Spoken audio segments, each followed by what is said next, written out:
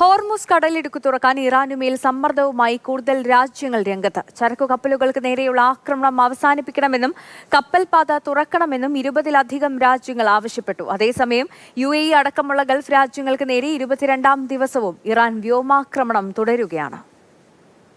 Hormuz കടലിടുക്കിലെ ചരക്ക് കപ്പലുകൾക്ക് നേരെ മിസൈൽ ഡ്രോൺ ആക്രമണങ്ങൾ നടത്തുമെന്നും മൈനുകൾ സ്ഥാപിക്കുമെന്നുമുള്ള ഇറാന്റെ മുന്നറിയിപ്പ് വന്നതിന് പിന്നാലെയാണ് കപ്പൽ പാത തുറക്കണമെന്ന ആവശ്യവുമായി കൂടുതൽ രാജ്യങ്ങൾ രംഗത്തെത്തിയത്.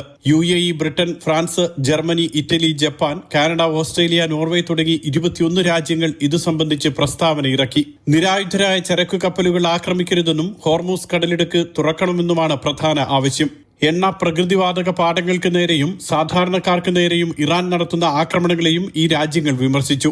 സ്വതന്ത്രമായ കപ്പൽ ഗതാഗതം അന്താരാഷ്ട്ര നിയമങ്ങൾ അംഗീകരിച്ചതാണെന്നും പ്രസ്താവനയിൽ പറയുന്നുണ്ട്.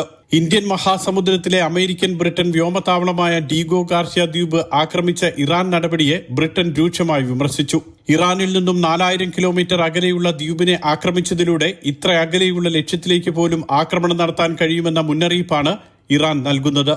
അതേസമയം ബഹ്റൈൻ, UAE തുടങ്ങിയ രാജ്യങ്ങൾക്ക് നേരെ ഇറാൻ ഇന്നും വ്യോമാക്രമണം നടത്തി. 3 ബാലിസ്റ്റിക് മിസൈലുകളും 8 ഡ്രോണുകളുമാണ് UAEക്ക് നേരെ പ്രയോഗിച്ചത്. എല്ലാം പ്രതിരോധിച്ചതായി UAE പ്രതിരോധ മന്ത്രാലയം അറിയിച്ചു. 1748 ഡ്രോണുകളും 341 ബാലിസ്റ്റിക് മിസൈലുകളും 15 ക്രൂയിസ് മിസൈലുകളുമാണ് ഇതുവരെ UAEക്ക് നേരെ ഇറാൻ പ്രയോഗിച്ചത്. Mathrubhumi News, Dubai.